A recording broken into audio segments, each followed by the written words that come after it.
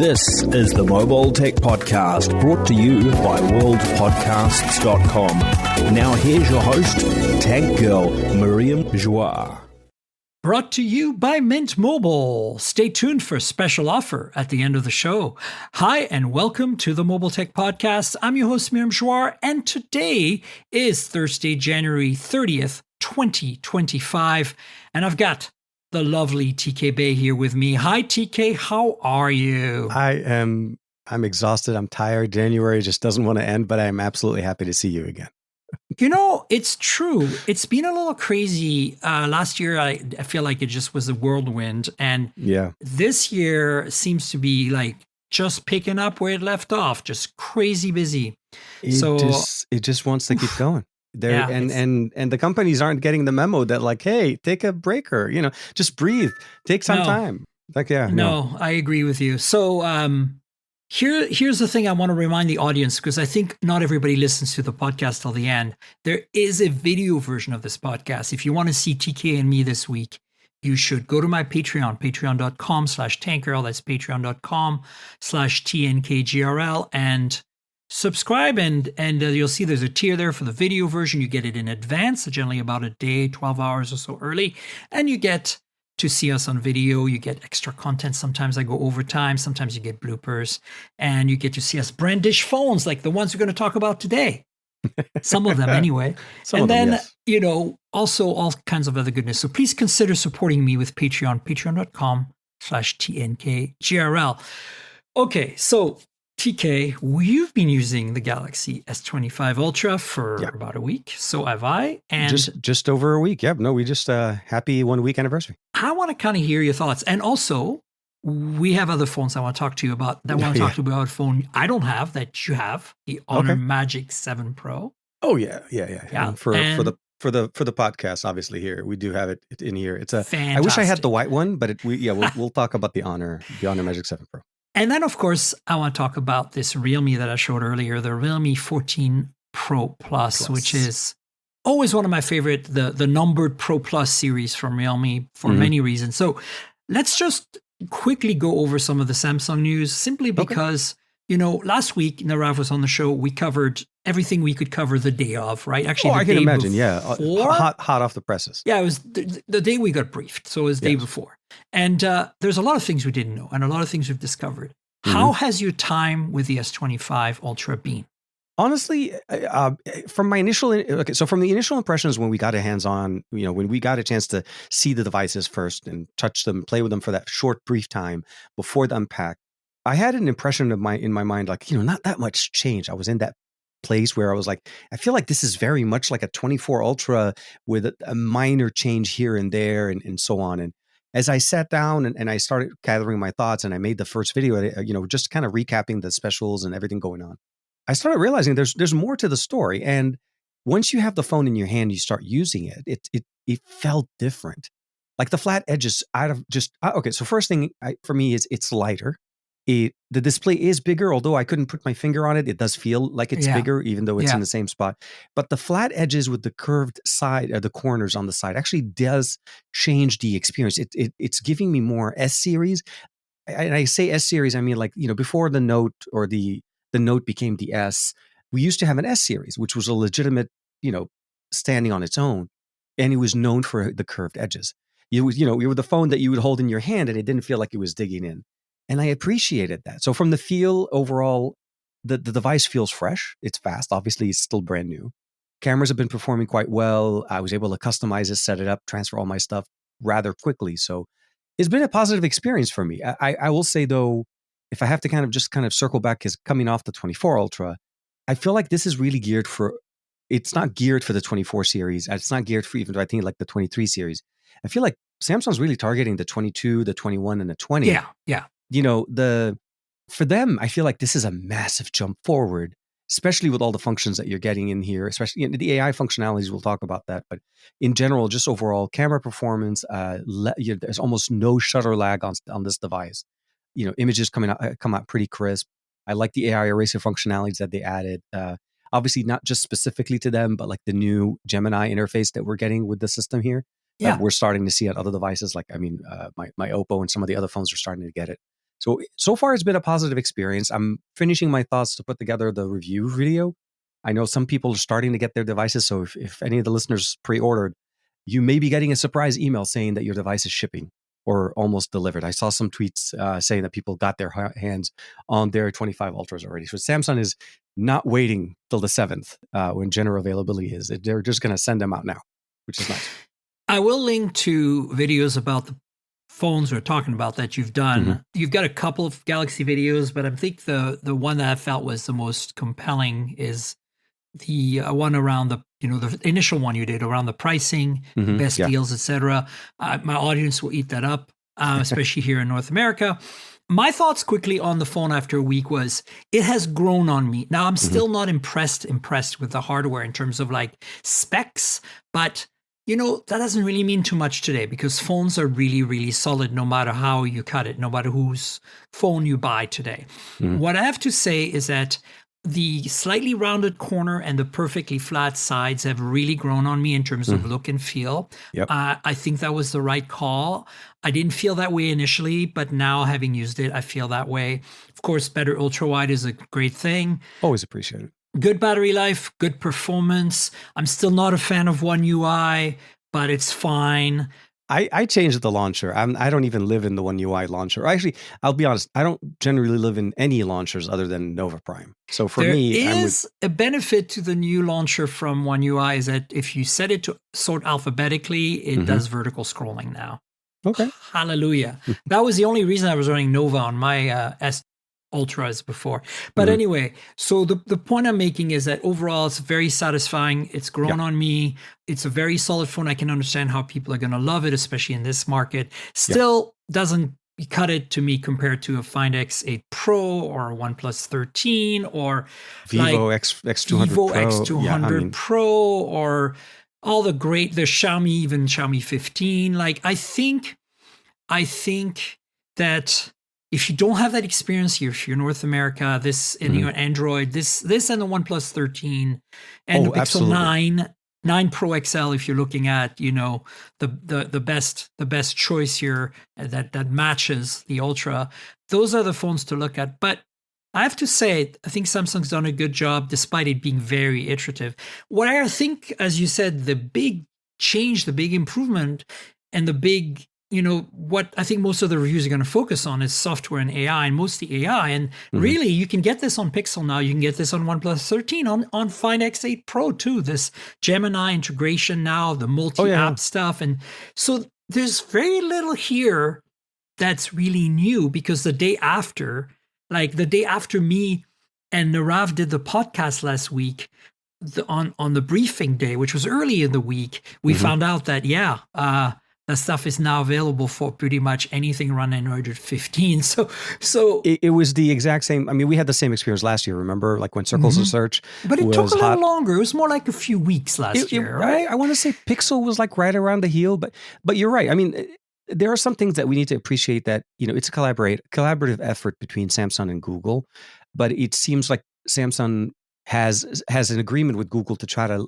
basically showcase it first, which I feel like it's always who introduces it and kind of gets the credit kind of in a way. But I think to a certain point, the AI eraser functionality this year is a little bit smarter than I actually I say this, it's the right level of smartness that I appreciate. Right. One of my biggest pain whenever I'm because I've done this quite some time now that we have good AI erasers, mind you, most of them are online, is the fact that you're able to almost erase anything, and the replacement or the drawing effect that goes behind that effect there have all been leveraging either Google tech or Oppo tech, OnePlus. All of them are really good, but they always forget the shadows. It's like the number one thing that always drives me crazy, especially in an environment when you're like in a well-lit situation. So you end up having to go back there and try to figure out how to do it. Samsung did it correctly. The AI function not only recognizes the subject, but it recognizes the corresponding shadow, erasing the whole thing. And I've tested it with like multiple images just to see if I can like mess it up. Absolutely not. It does it right every single time. And I can't wait for other companies to have that feature, because that's the right way of doing it. So I feel like you're right. General AI stuff is, for the most part, you're going to see similar flavors of the same thing. But I feel Samsung's doing really good in that. I think the AI select functionality that they have is very nice and intuitive. Like it jumps at you. You could pick things and start working with it. A little bit different than Circle to Search. I didn't even know that Circle to Search did music till Unpacked. Like that Oh was a yeah, big. that's they announced it. It was in there. Yeah. No, yeah. but I meant to say like to see it, or even like using Gemini to like when if you launch Gemini and let's say you're in a menu or so on, you're able to snap an image and ask Gemini, what am I looking at? Like that function is now built in. Like there's integration very well. Oh, and then the last thing that I really like, you're able to go into the settings within One UI 7 and naturally ask for a function. Like, how do I change the display to night mode? You're not asking it to like find night vision, night bloom, whatever.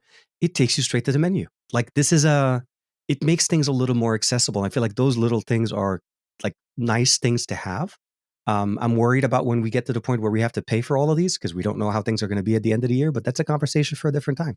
Exactly. In case you're wondering, folks, I am wearing my favorite hoodie, the OnePlus Never Settle hoodie that I got at MWC 2 years ago in Barcelona. And it is very warm because I'm in Vancouver, Canada right now, where it is very cold. It is freezing roughly. We're going to get snow this weekend. In case you're wondering too, normally I sit over here at this chair facing this window, which overlooks the bay and the ocean. And because it's evening, I was like, there's no point in putting up my laptop and mic over there. I can just record on my iMac right here. And there's some nice lights on the sides.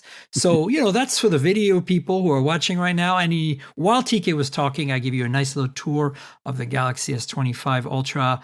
Yeah.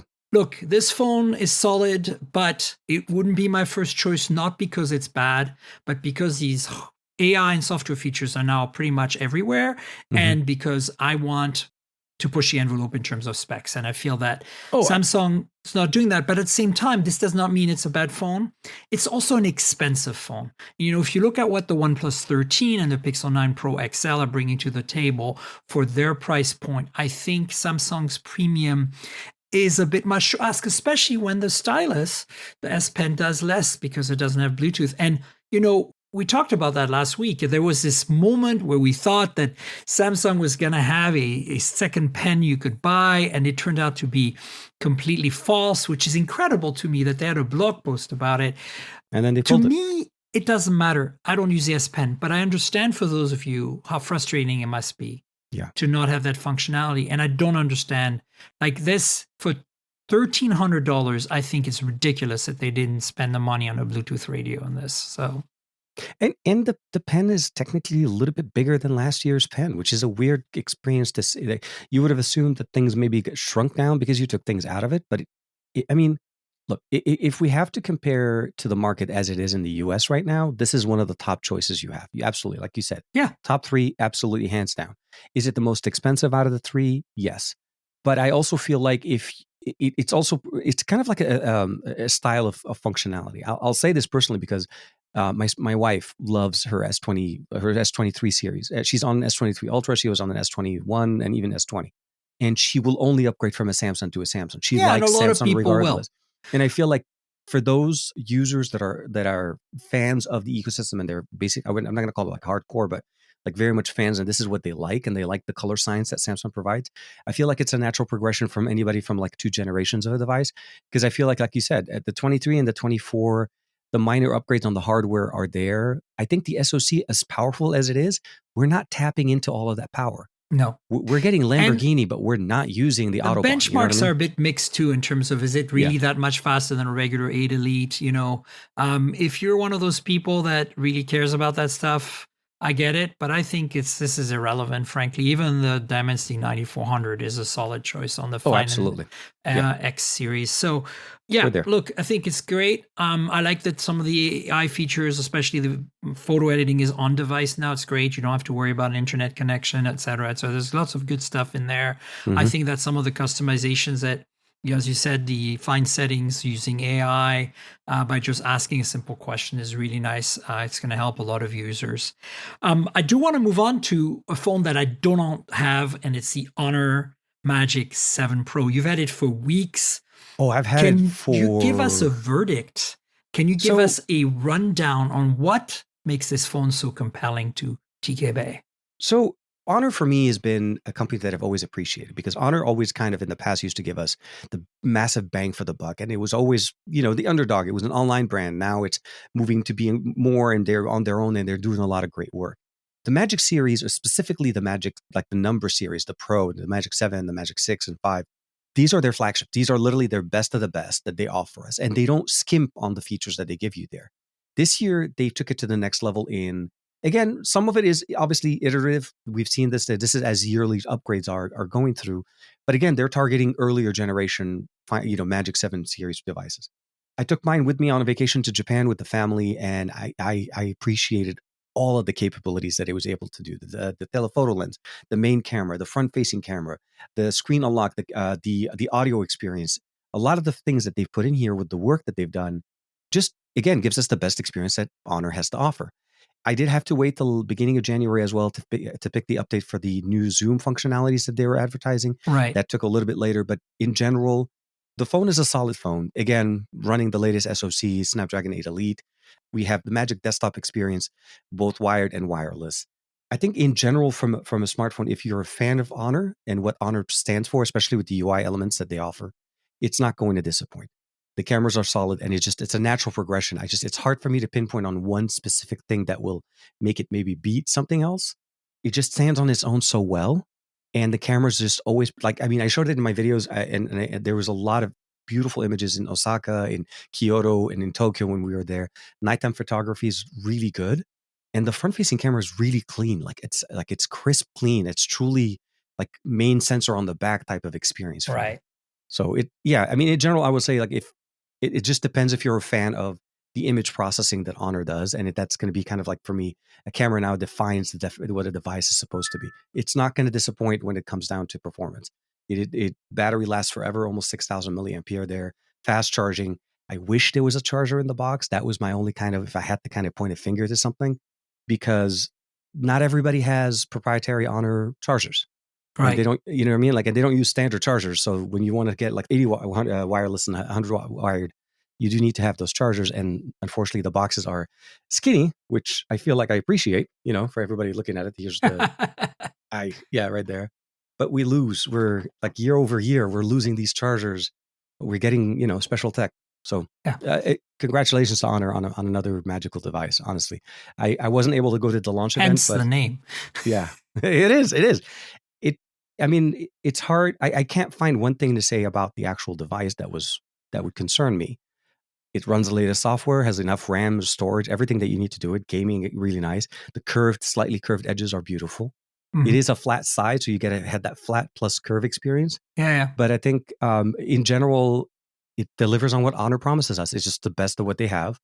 And you can push the device here a little bit more than, let's say, in Samsung, because they don't manage the profile manager, the governor that they have on there. They don't run it at medium. They run it basically, you have performance mode if you want to be able to push it. So I appreciate that. Cool. For me, the big question with Honor always, and I borrowed the V3, Magic V3 from Nick, and I had it for a while, and I love that phone. It's great.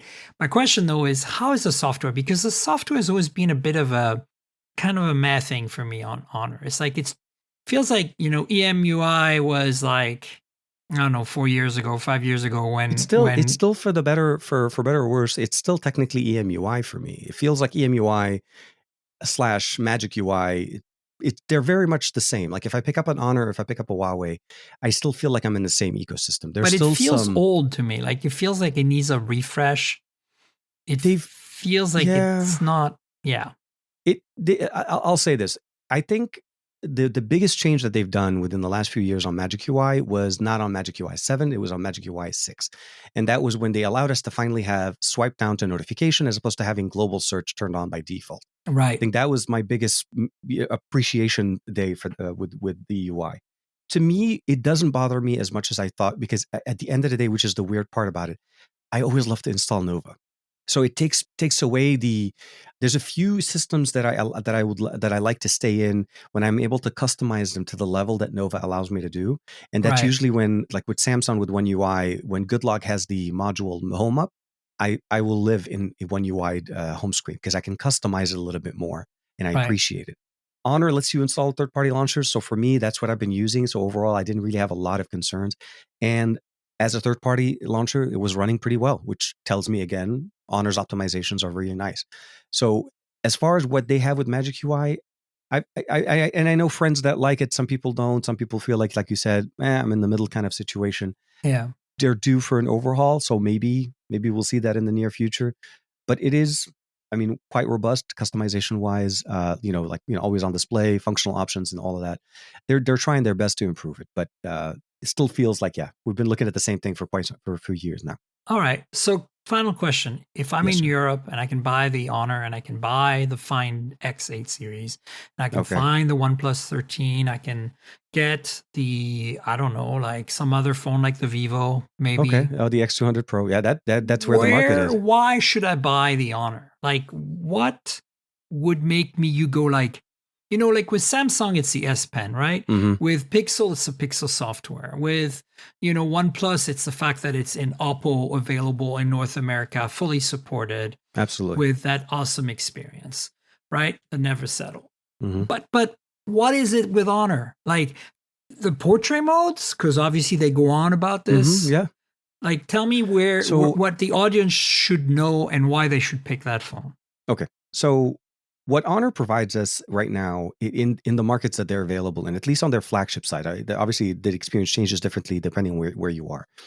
I'll say the fact that we have an all-around supremely well-balanced camera experience. The color science between the lenses are very nice. The zooming effect is actually very smooth between lenses when you're shooting video. The other thing I also appreciate always with Honor is it's one of the few companies that still offer us a desktop mode. The ability of connecting either wirelessly to a display like a TV that supports Miracast, or even better, if you have one of those glasses, the display glasses like the X-Real or the Rockets, and you plug that sucker in there and turn on Magic UI desktop mode, and you just now maybe have a desktop laptop experience on your phone privately on in a plane, in a car, wherever you are. So those are things that are very unique to Honor that I think only Samsung can probably mimic because they have a desktop mode as well. Yeah. And of course Motorola, but depends on the Motorola that you're getting. In Europe, they do have the flagship, so that should be available. But I feel like their desktop mode, again, leveraging Huawei's desktop mode from what it was to be in the past, is one of the most advanced ones on the market. Between Samsung and Honor, those are the two best ones. Unfortunately, LG kind of bowed out, and Android desktop is nowhere to be found, or at least nowhere to be functional, kind of. Yeah. So for those features, I would probably say, powerhouse features, best of the best as far as processor, latest camera stack, latest version of Android, and of course, AI functionalities, as you can expect, as everybody's having that. But to add the desktop mode, I feel like that's what differentiates it for me. It's really it works much better as a business tool because, again, you're in a hotel and you want to be able to watch your pictures, you Miracast your phone to the display, use your touchpad on the display, and suddenly you have a laptop that you didn't even bring with you, but it sits on your phone. So it's one of those little unique things that make them stand apart. I think that's awesome. Color science, of course. Cool. Well, there you go. I, asking because with the Magic V3, it was obvious. The thinnest folding phone, the hardware is absolutely outstanding. Like, I mean, this is down. Like, I did not understand how they made that, how sturdy the hinge was on that device with how thin it is. Like, it's insane. Like, I feel like all we're holding is hinges. We're not holding the phone. It's just hinges. Yeah. Well, we're going to talk about another phone that's coming soon. I just realized that in my topics, I had a couple more Samsung items I want to just briefly bring up for the audience. There are some rumors about the camera specs for that S25 Edge that they revealed last minute. And it looks like the main sensor will be a 200 megapixel, and then there's going to be a little 12 megapixel ultra wide, which is the same one that you see on the S25 and S25 Plus. And frankly, I'm actually happy with that. I think this is the 200 megapixels is going to let you zoom in to like maybe 5-10x between AI processing and pixel binning and stuff with the 200 megapixel sensor. So sensor cropping on that is going to be the most amazing piece. Because even if you're still going to get crystal clear images for sure. I think that's going to be good. So that's a rumor. So stay tuned. Obviously, the Edge is coming out sometime in April. So we'll probably that's what the speculations are. I'm just hoping MWC shows us a little bit more. Yeah, I don't think Samsung has anything in store. I'm heading there. I haven't heard anything from them. So I don't know. Maybe they just haven't reached out to me. But But so the interesting thing I think here is, compared to the iPhone 17 Air, which is supposed to have a single camera, it's kind of interesting to see how they're going to do that on the iPhone. My theory is it's also going to be a very large sensor pixel wise, like 200 or 108 or something. And then they're going to start at 0.6 with the optics. You know what I'm saying? Yeah, So you'll be able to progressively zoom in, but and that makes it one lens that you put autofocus and OIS on it. But Samsung's like, okay, let's do what we know how to do, right? Which in their case is we've done a 200 megapixels on the Ultra. It's the main sensor. We leverage it for sensor fusion with a telephoto. Let's take the 12 megapixel that's tried and true from all the other phones we make. And I think that's a very, very reasonable compromise if you're going to make a phone super thin. Right? My hope is that it does materialize. I'm still on edge, for no pun intended, on trying to learn what the, like it's a thin phone. I like the design, and we saw the reel at the. It looks really cool, honestly. I like the crazy camera bump. To me, that's like, I know that it's over the top, but that's the whole absolutely point. Yeah. If you're making a phone that thin, what's interesting about the phone, right? It's giving Vivo vibes, Vivo and Oppo vibes, and Xiaomi vibes, where the phone is super thin, and then you get to the camera, like, But kind of like the original Moto Z was, 5 millimeter thick, and then the camera bump was almost 5 millimeter itself. Yeah. You get that bump there. No, I think it's very, very cool. And then the other bit of news, and again, this is, I don't know if you've had a chance to watch it. Marquez MKBHD made a very, very thorough video about Project Mohan, which is the XR glasses that are kind of competing with Vision Pro from Samsung and Google. And of course, these were shown Samsung, at the event. Samsung/Google Vision Pro. Right? That's exactly how we saw them at the event. They had the glasses. You're right. We couldn't touch them. Obviously, there was just behind like hidden, no touchy kind of thing. So if you want to kind of get a preview of what the experience is going to be like, watch this video. I think it's very compelling. I'm still not, as you know, I'm not an XR fan. I like the idea of like these glasses becoming an AR product that I can maybe cover up to become a VR product. That's my version of XR. I don't want an actual headset, but I think this is too early right now. We still need a headset. And in that sense, what Marquez showed in his video is very interesting and compelling. And Absolutely. I'm wearing my old glasses, by the way, completely no reason for that. Just I hadn't worn them in a while. And I was like, that would be fun. Also, they're bigger, so these could become AR glasses better. But I'm actually more curious to see what Google and Samsung put together in terms of pure AR, like something like X-Rail on steroids, or those G1 glasses. But I'd want, or like a hybrid, with Meta Ray-Bans, where I still would want a camera on there Google for content capture. Yeah, right? And Google does have their own projects that they're working on. This feels like Google Cardboard and what's it called, the old Samsung Gear VR. Gear VR, yeah, married each other and had a Vision Pro baby, Vision Pro looking baby. That's right. And I think overall, from what Marquez was able to show, I'm very excited for that. I am hoping the price point is right, and that it keeps getting better, and that they don't, it's not a project that we all fall in love and then we suddenly back up and then suddenly poof, it's not there. So that's my hope. But again, it's early. We'll have to see how they kind of put it together. But it's exciting that it exists. No, I really encourage you to watch the video. Like I don't really have much to say other than it's very interesting, and I feel like it's just as, if not more compelling than what Vision Pro is doing. And judging by the fact that this does not have a display embedded in the front of the device, I'm expecting the price to be much more reasonable. Yeah. And I think that's going to be, because of that, a more successful product, especially for those of you out there. I know there are many, like I'm not that person, but there are people out there who love their VR headsets right now, have a Quest 3 or whatever, and play games and do things and work out. And kudos to you. It's not my thing, but I feel like this is going to be a whole different dimension where we can run our Android apps in Windows, Absolutely. Like start doing some productivity stuff. Very excited about what I saw in that video. Same. Let's talk about this awesome Realme phone, because I think this is kind of like the one that nobody talks about every year. I mean, you and I talk about it. Like us nerds, camera people talk about it. Imagine if you could get Find X8 cameras, not the Pro, not the OnePlus 13, but the Find X8 for $350 to $400 US dollars. Mm-hmm. And then, of course, a color changing back depending on the temperature, which is gimmicky but cute and cool. Even if you take that out, it's the same material as the Find X8 Pro and the So OnePlus. is it glass? OnePlus, is it actual glass? I think so. So here, so just for reference, because this is we never got the OnePlus 13 in white.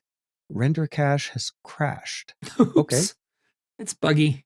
let me see if I can get this case Check off. out this surface here, folks. I'm showing it on video, like it's kind of this crazy marbly, and it's all white right now because if I go outside, it'll be blue. Oh, that's right. Yeah, you're cold. going to be able to get it to go blue because it's cold enough for you guys to get that color there. But it's also supposed to be unique. Every device that has that backing, it's the same thing as well. Yeah.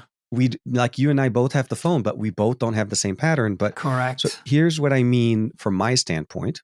We get both the Realme and the Oppo, and you can see the materials similar.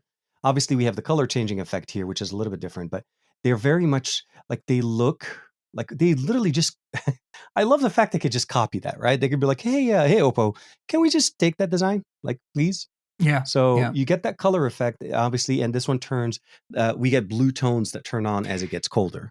Turn on the screen and show, because I won't be able to do it as well as you, that this is a flat screen with the 2.5D edges like we saw on the Realme GT7 Pro, the OnePlus 13. You get that curved edges, right? Exactly. Oppo Find X8 Pro. So that's pretty cool, right? Super fast, just overall like beautiful display.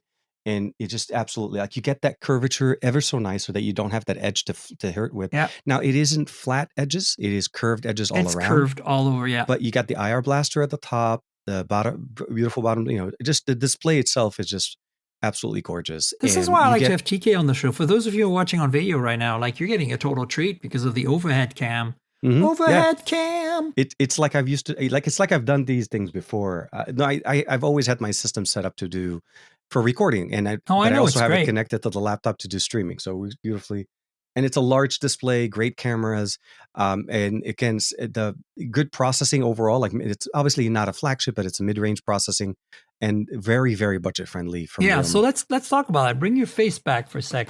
Yeah. The cool thing about this phone, and every year it's the same story. It's the numbered Pro and numbered Pro Plus from Realme.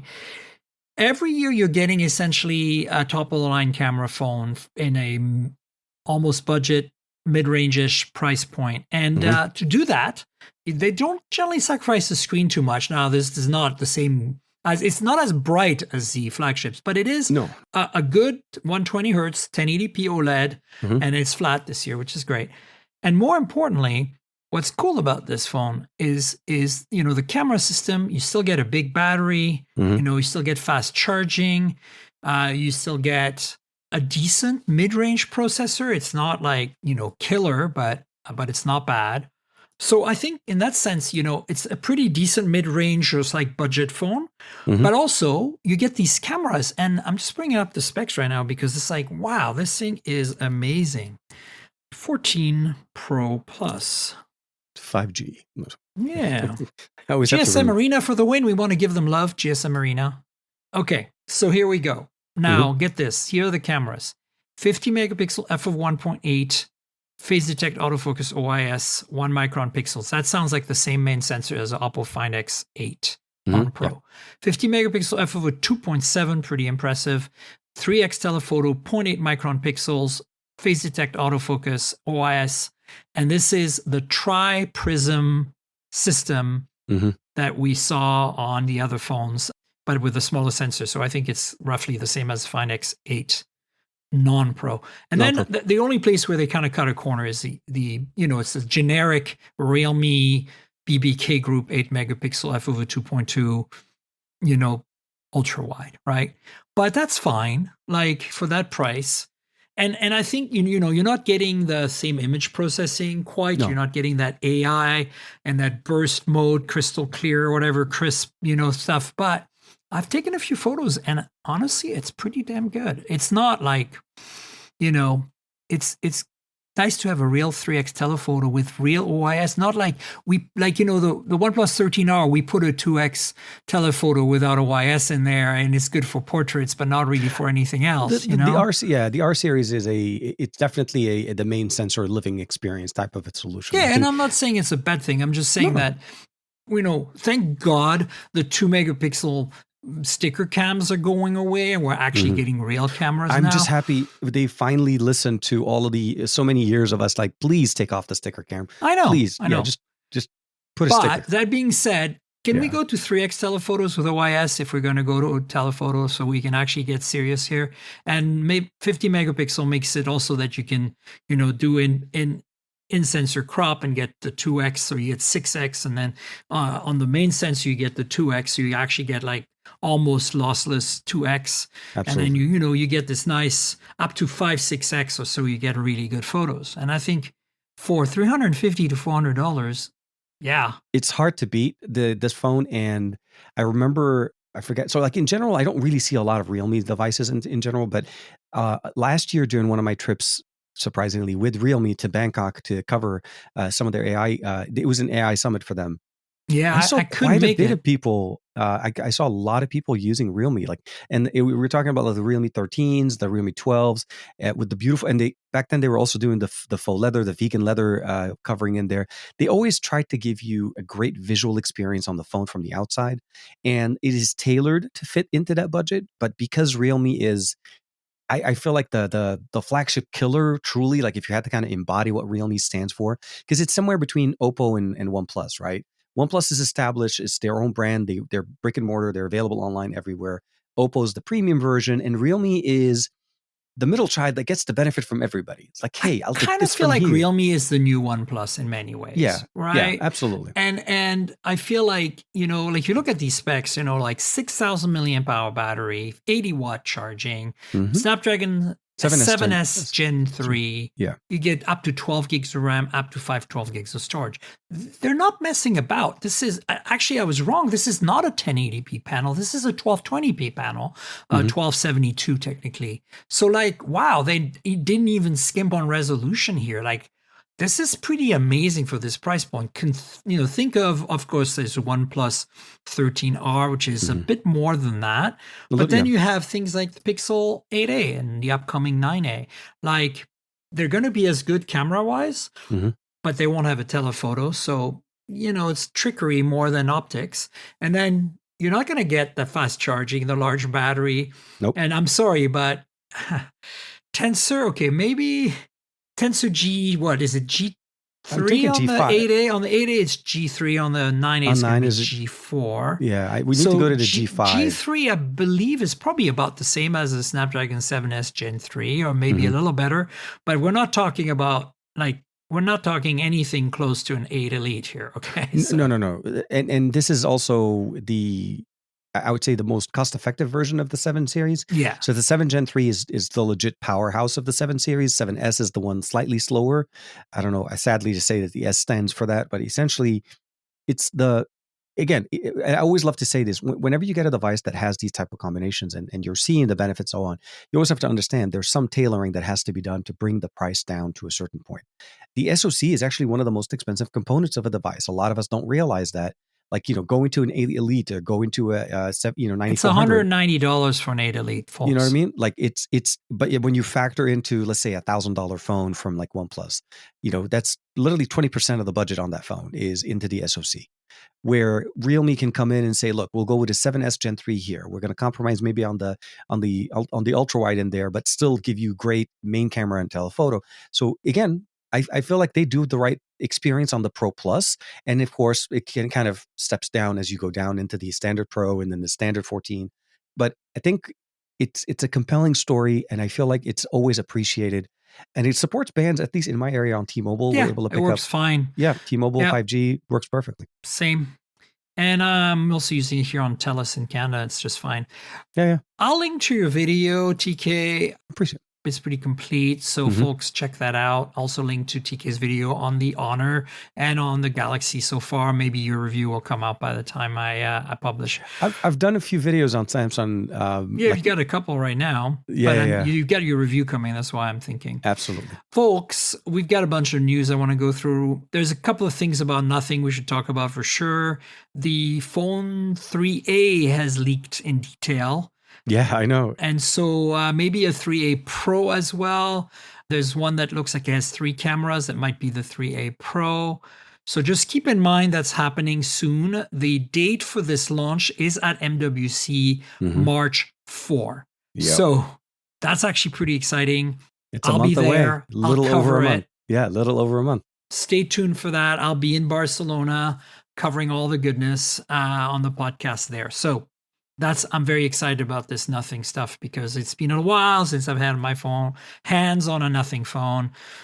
They're doing some some new good things as well with AI and how they're incorporating AI to their launchers. I love their software too. It's really good. Absolutely. Oh, we forgot to talk about the other BBK Group thing, which was the all those rumors that have been coming. Like I didn't cover anything but Samsung last week, so I kind of skipped a week of news. We've had an avalanche of news about the Oppo N5, the Fine N5, essentially the Open 2, right? The OnePlus Open 2. And so here we are now with another teaser. There's been a few. The first teaser was it's thinner than a pencil. Then the second teaser is next to an iPhone 16 Pro. And then now it's next to an iPad Pro M4. And as you know, that's a very thin iPad. Is like 5.4 or something. Or 5 millimeters, and this is supposedly 4 millimeters. It's supposedly thinner than the Magic V3. What are your thoughts on that, TK? Okay, so half of me or part of me is super excited for new tech. I want to see how they're able to do it. I'll say this: big fan of the Open. I have the N3 and the Open. The Open. Absolutely, it's an amazing device. One of my favorite foldables to date. I'll say that closely. I would say closely, contending with the V3. I think overall, I don't doubt that the camera experience, the UI elements, all of them are going to be beautiful because they've proven this. Oppo's been doing the N series for many years. Obviously OnePlus has only done it for once because they jumped on with 3. But the reality is, it's going to come down to ingenuity. It's going to come down to mechanics, what they're able to do with the batteries, and of course the camera sensors. Because what we're looking at obviously is very similar to what we saw with the Open, which was a flat experience on the back, and then you get the cameras that kind of bump up at the back. But they gave us legit smartphone flagship experience cameras. They did not go the route of we'll give you one great camera sensor like with the Z Folds, what we see typically in the past. And I think what I appreciate because I was trying to do in the beginning of this, hopefully be able to show you guys, is the fact that the phone the overhead cam is back, folks. So we're already talking crazy thin device technology. We're talking super sharp, very nice, even when it's closed, and you get that flat experience with the bump on the back. So we're going to see something similar to that, but it's going to be even thinner than this.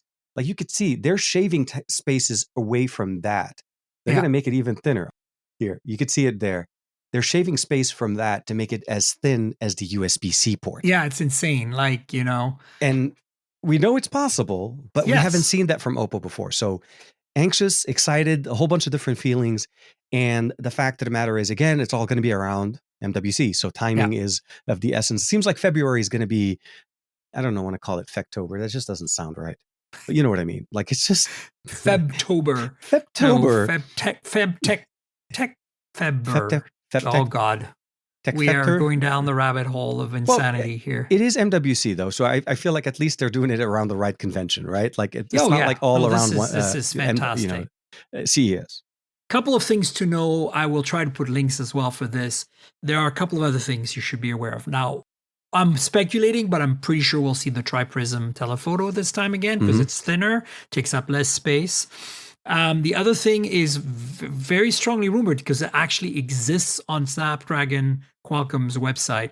There's an 8 Elite with 7 cores instead of 8 cores that's optimized for thin phones. Okay. And it's probably going to power the S25 Edge. It's probably going to power the OnePlus Open 2 and the Oppo Find N5. That's the latest rumors. The chip actually exists. Qualcomm has confirmed it, but it's on their website. But the phones obviously were speculating, but apparently putting the full-on 8 Elite on that thin of a phone makes thermals troublesome. So they took a core out, and apparently that seems to help. Let's see what happens. I don't think it's going to matter too much. We might lose like 7% performance or something. Who cares, right? Again, we're already running Lamborghini speeds on I know, right? Without it's an Autobahn.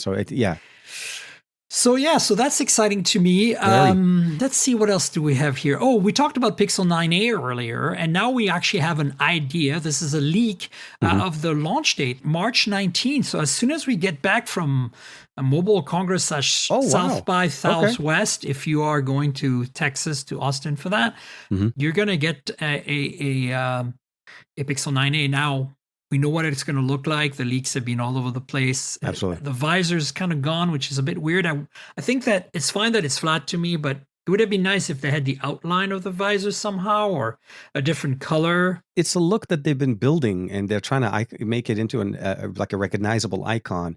When you see that visor, it's a Pixel kind of a thing. But I think I'm also kind of a little bit surprised that it's coming away from Google I/O. So it's going to be a little bit weirder. So we'll have to see how that kind of becomes. Maybe Google doesn't want to have hardware launches coming around. I don't think I/O has really been their preferred place to launch hardware. It just happened a couple of times, and I think it was just incidental. I think that's not their thing, right? And because it's a nightmare in terms of logistics for them, right? They have to either bring the device to the media to show them for hands-on, and then ship us the devices or give them to us on site, and it becomes just more unmanageable for them. And Google's not that big about these events and things for hardware. They just want to ship you the phone when it's kind of like ready under embargo. If you're a big fry, we'll probably get ours like as you guys can buy them in the stores. But they also do a really good job of the day of availability. It'll be like at Best Buy. That's great. And the 9 series, at least, they're always And look, I'm sure the 9A is going to be just fine. Tensor. Absolutely. It's going to have Tensor G4. It's going to have pretty much the same specs as last year's. I will say the rumored pricing is starting to concern me a little bit. It's gone up. We'll have to. But I always remember though that it's sad to say, but it never stays at that price. Like that maybe the launch price. Well, Samsung kept their prices, which was nice. But you're right. Like, look, the reality is, I still would love to see a $399 Pixel. Yeah, or I would love it to stay around that $499, $500 price point. Yeah, because I feel like that was a big. It was one of the big features of what you got with the A series is you knew you were getting that flagship experience, lightly modified, but in a smaller body. You're getting some of those benefits, but you also didn't break the bank. Jumping into 600, I feel like we're edging every year closer to what the 7. Like it's starting to make the basic version of the series, like the 8 or the 9. This article actually says the price is going to be the same for the 128 gig version. Oh, okay. The 256 gig is going to go up $40. Okay. And then the Verizon adds 50 to that. So that's more for UW stuff and thing. Yeah, I know. Typical. That's not bad, honestly. Yeah, we'll see how it goes. I'm definitely looking forward to that. The Pixel A series is always one of my favorites. It's funny, as a Pixel user, I get the best Pixels, and then sometimes I just pull out the 8A in this case right now, and I'm like, I could totally live with this phone. 100%. Like if I could not afford anything else in the world, this is the phone in this market where I live and spend my time, North America. This is the phone that absolutely I would buy in a heartbeat. It's that good. And yes, you're cutting corners. Of course you are. But think, it still has wireless charging, still has a metal frame, right? Like there are so many things about this phone. Yeah, the charging speeds are crap. Like 25, 18, whatever watt charging last year. That's literally the my only pain point whenever I switch to devices that don't support like 60, 80 or 100 watts. Look at this. $350, $400, Realme 14 Pro Plus, 80 watt charging, 6,000 milliamp hour silicon carbon battery. Come on. Like if you can get that here, like I'm sorry, Samsung has no excuse. 5,000 milliamp hour on the S25 Ultra. Okay, Samsung needs to move away from the Note 7. They're and freaked get, out. Get over that nightmare. They're traumatized. They're I know. And every time, PTSD. yeah, I wish them luck. exactly. They need a therapist. All right, let's see what else we got here. Well, we dug a few little items. iPhone SE4 has leaked, and it looks really good. Like it did. I feel like it looks like an iPhone 8, like it's 7 and iPhone 8. Yeah, but it's flat sided, so basically it looks like a 16 would today, but with one camera. Which, I mean, again, for the price point that it's supposed to come through, I mean, the SE series has always been intriguing for me because it's always been the petite version of their devices for the last two generation. Yeah. But we're going back into the whole, it's not even at the standard, the 12, it's not the mini sizes. I think from what they're rumoring, it looks like it's closer to a standard iPhone. So we're going, I mean, again, it's a compelling story, hopefully more affordable, and we'll have to see how they kind of tease it. But yeah, I'm getting iPhone 7, iPhone 6, vibes from it with flat edges. So interesting. I like the simplicity of it, and it just falls perfectly into the design language of Apple. And I like that the sides are not shiny. I like that it's just super basic, and also that the pricing, looks like it's going to stay around 500. It's going to have an A18 chip and run Apple Intelligence, so it means more RAM. It's going to have USB-C, and it's going to have not the dynamic island, but it's got to have the old notch on the top. Yeah. So it's still an OLED though, which is a huge improvement. I mean, other than the single camera, which is a bit of a bummer, I think the rest of the specs are like massive improvement over last. I'm sure we're going to get 4K 60 out of that single camera, and it's going to be beautiful. No, 4K it's 60. It's going to be joy. I'm honestly thinking I might buy one of these because here's the thing. I shoot all my video on iPhone, and I've got a 16 Pro right now. I went from the XL 15 Pro last year and I got suckered by Apple because I bought it because of the camera. I want to try camera control and the button, and I feel like I'm never using it. And the smaller size was a good call because Theo does a lot of my video work, and they like the smaller, lighter phone. They're generally my camera person, and they're shooting for me. But for me, there are a number of issues. The first one is it's really expensive. It's complete overkill for what I need, right? But number two is when they went to those big sensor main cameras, I can no longer do close-ups. Like I used to, when I shoot, you have to stand back a little bit more. I literally get the phone this close to the camera to get macro shots, and you cannot do that on any of the new sensors.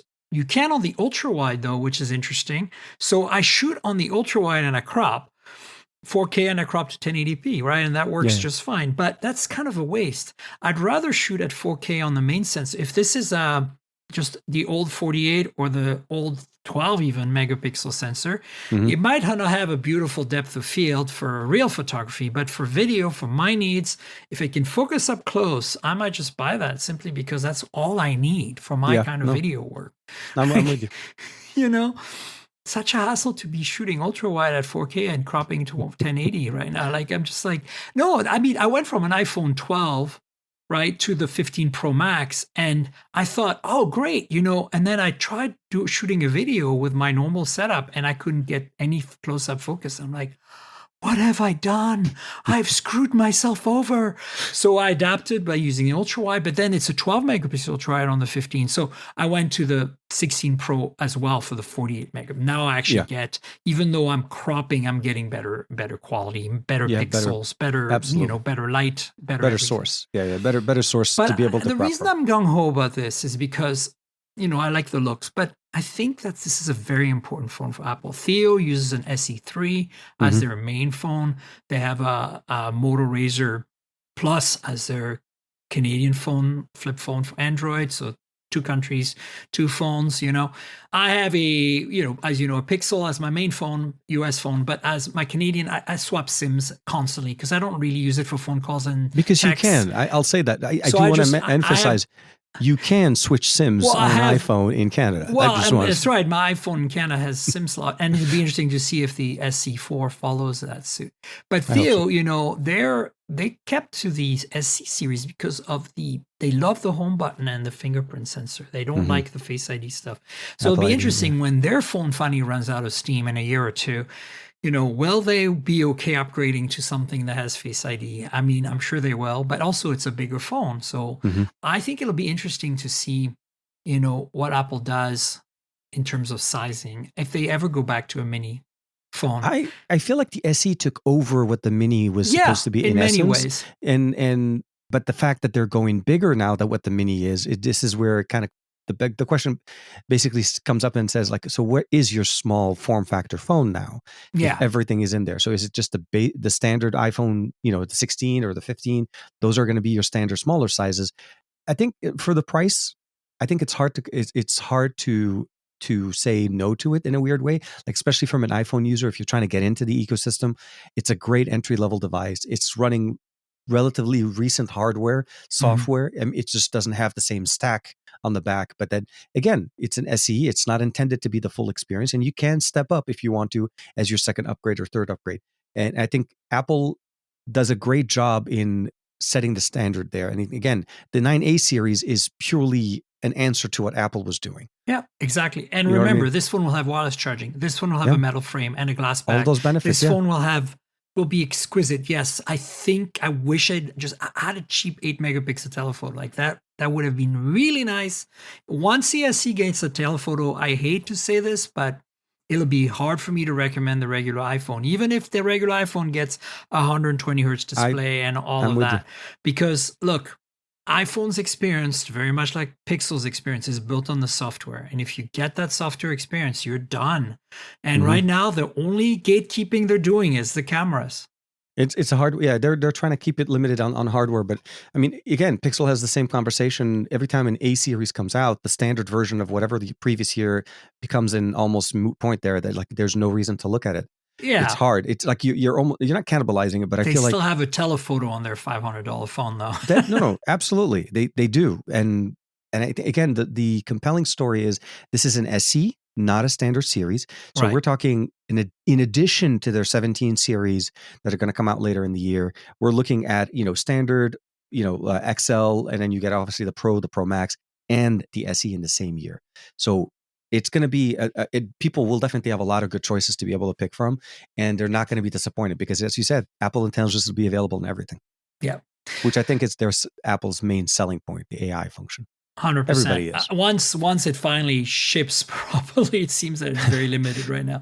Yeah, for sure. Pebble is back. I know. I saw that. So I did not know. I have a lot of feelings about that. No, just first of all, the newsy part, without any opinion, is of course Google open sourced the Pebble OS, which I think is actually a collaborative effort between Google and Eric Mujikowski, the founder of Pebble, my old boss and CEO of Pebble back in the day.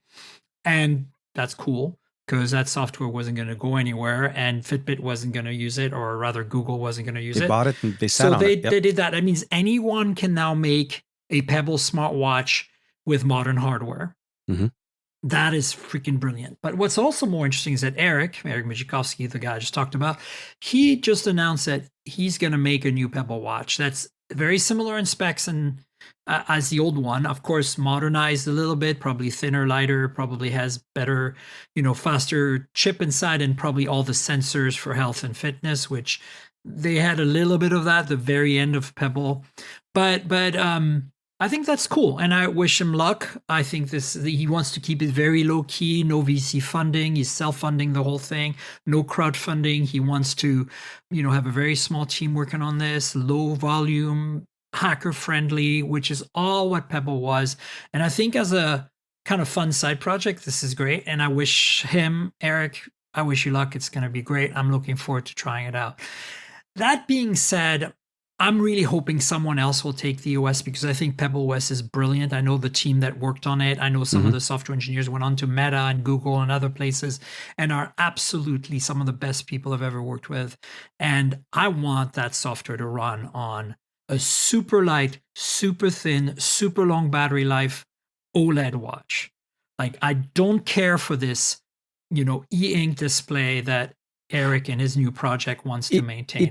I want a touchscreen, and I want a OLED, because to me, I can't read these displays. Now, maybe they'll go for a much higher res version and it'll look great, but maybe because 10 years have gone by and there's better e-ink displays now, or e-paper in this case, because this wasn't really e-ink. We'll see. But I want, since it's open source now, somebody out there create a watch that does all the things this does without any of the apps, but still lets you call your assistant by having Bluetooth connectivity, just like your car does. It doesn't display anything. It just talks by voice, responds by voice. And then have the sensors for health and fitness. All that's really important, right? But make it thin, make it light, make it round, make it OLED, make it run for 2 weeks on a charge. That I would, and notifications, because that's all I care about. That I would be all over in a heartbeat. That's just me. Your thoughts? I big fan of Pebble and the ability of hacking and customizing the functionality out of it at the end. It was a sad day when we lost it. But yeah, I will say to a certain point, it's okay. So Pebble is very exciting for what it offered back in the day, but I'm worried about what Pebble was back then and what we've gone to now. We've moved on from their form factor, meaning the e-ink display, which again, not a lot of like metric as far as health and fitness. A lot of the things that we have now are very much either a smartwatch with a full functional OS or a fitness tracker with I would say tailored experience down to last you the 2 weeks. And I'm hoping Pebble comes in and is able to thread that needle between the two. And I'm hoping we get that experience. Yeah, like what I call smart bands on steroids. Like Xiaomi, has a watch like that. The original OnePlus watch would be like that, right? It was a custom OS. It wasn't running Android Wear. It wasn't running, it wasn't have the capability of an Apple Watch. That's kind of what I'm looking forward to seeing. And maybe some of the Chinese manufacturers can jump in here and do something exciting. Absolutely. For us, They've championed the experience entirely. And I think that's when you were describing all the functions that you were talking about, I could imagine everything. The only thing that has always been my one thing, like when I pick up, like say a fitness tracker, like a Xiaomi band and so on, is I wanted it to access my assistant. I want to be able to interact with my assistant. Like they've, I think the last one that I saw from Redmi, they gave us access to be able to have Bluetooth functionality for phone calls. That's a new thing. And that's exactly what I'm talking about. Yeah. Yeah. And so it's just a little bit more and still give us that OLED display, the beautiful display, but running on Pebble OS, which is a little bit more, I would say, optimized, better made for longer battery life. And I think that's the experience I want to see. But I don't think what Pebble used to be back then would exist and function in today's world. But that's what Eric's doing. So if that's what you want, because if you still have a Pebble and it's falling apart and you want that experience, go for it. Like, absolutely. I think that's the beautiful part about it. That's the beautiful part of open sourcing this. Now anybody can go nuts. Last thing I want to just mention quickly is DeepSee, because it made the news. It's a big deal.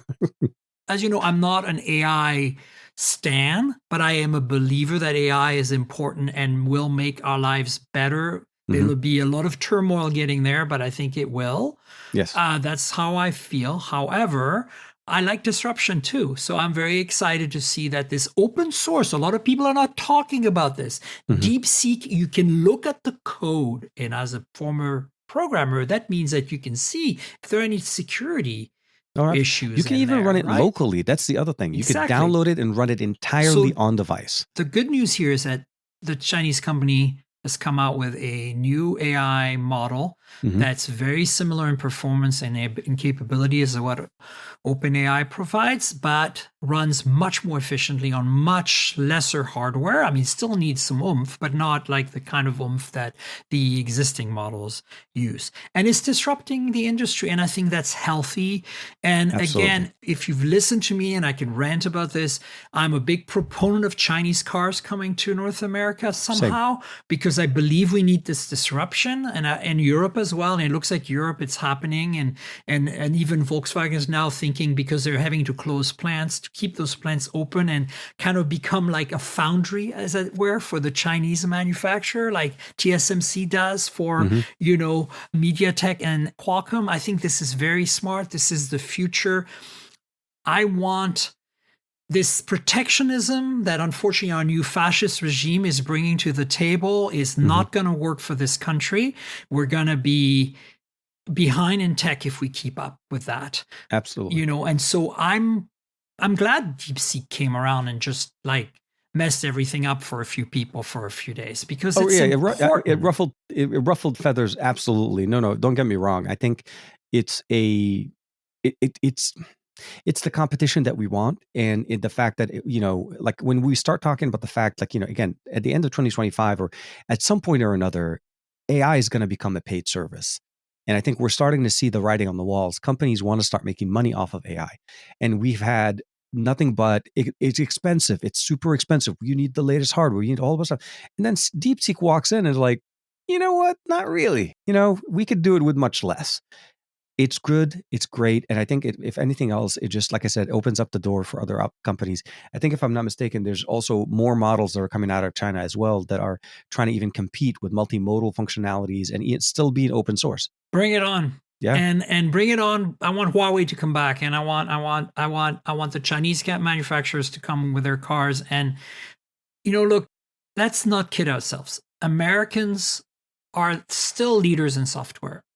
And we can maintain that lead. We just need competition, because when you light a fire under people's butts, that's how you get the tech to actually evolve and grow and get better. So that's kind of my take on this, okay? We saw what Meta did when Apple put out the Vision Pro. Protectionism Zuck went up there and never gave us works. Protectionism is never the solution. Open markets and global economies are the way to go.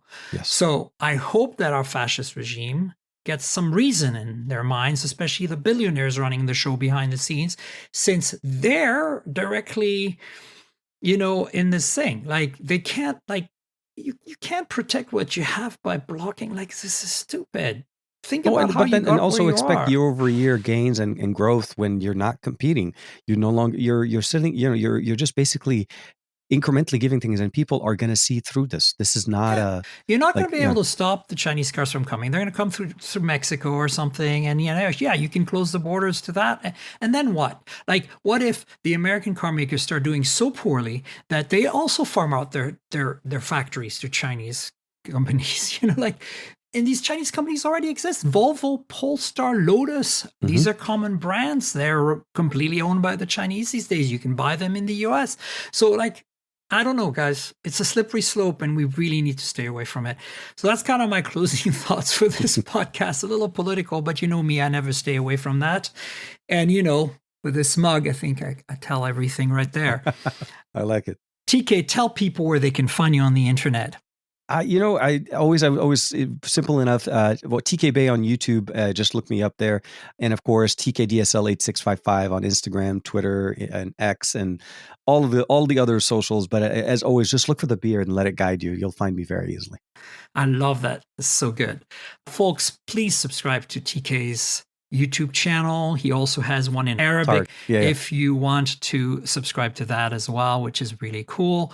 And then, of course, you know where to find me on the internet. I'm all over the place as Tank Girl, TNKGRL, just like the comic book character. Drop the vowels, you get my handle. I'm on that Twitter thing. I'm on Threads, Blue Sky, Instagram, everywhere. So please talk with me and TK there about this show. The podcast itself is at mobiletechpodcast.com. We're on all the major platforms, so please subscribe and tell your friends. And, if you can rate or review the show, that would be awesome. The YouTube channel is youtube.com/mobiletechpodcast. I've had a hands-on video there with a Samsung from last week, so check out the S25 series there. You know how YouTube works. Like, subscribe, tell your friends, click the bell, comment, all that good stuff. And then if you want to support me, there is the Patreon I mentioned earlier. There's a video version of the podcast you can get on Patreon for $5 a month. You get the video in advance. You get extra content, sometimes bloopers. You get to see stuff and like overhead cam from TK. Awesome stuff. So consider supporting me, helping me out. And It's patreon.com/tankgirl. That's patreon.com/TNKGRL. And I want to thank our sponsor, Mint Mobile. You know I review a lot of phones, so I'm constantly juggling multiple devices. While that's fun, it also means I'm spending a lot of money for wireless service on multiple SIMs. Thankfully, there's Mint Mobile, and that's who I'm teaming up with for today's podcast. If you want to save money on your wireless service, switch to Mint Mobile. You've probably seen the Mint Mobile ads featuring Ryan Reynolds, but let me quickly tell you how fantastic their service is, especially for tech-savvy early adopters like us. Mint Mobile offers premium wireless for as low as $15 a month, and you don't have to sacrifice any coverage, speed, or data. They're built on the nation's largest 5G network. They keep costs low because they sell direct to you online. They cut out the retail stores and salespeople. Why should you pay more than you have to for access to the same network? In my experience testing phones, Mint Mobile delivers the same data speeds and call quality as the big three for a fraction of the cost.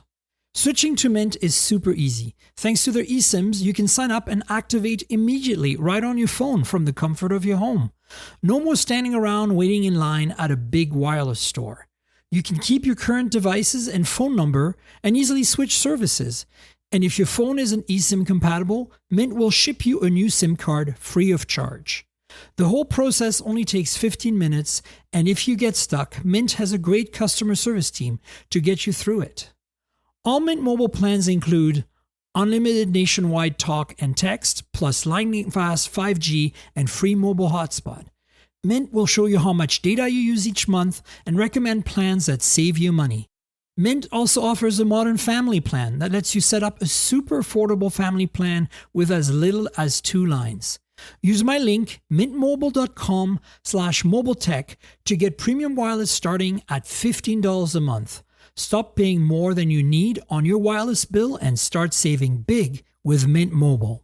And I want to thank you, TK, for being my guest yet again. Fantastic show. Fantastic seeing your face. Thanks so much for being here. Always a pleasure. Thank you very much. Awesome. We'll have TK on in the future, folks. And we'll have another show next week. So stay tuned for that. Until then, cheers, everybody. This has been the Mobile Tech Podcast with Tank Girl, proudly presented by worldpodcasts.com. You can visit us online at mobiletechpodcast.com.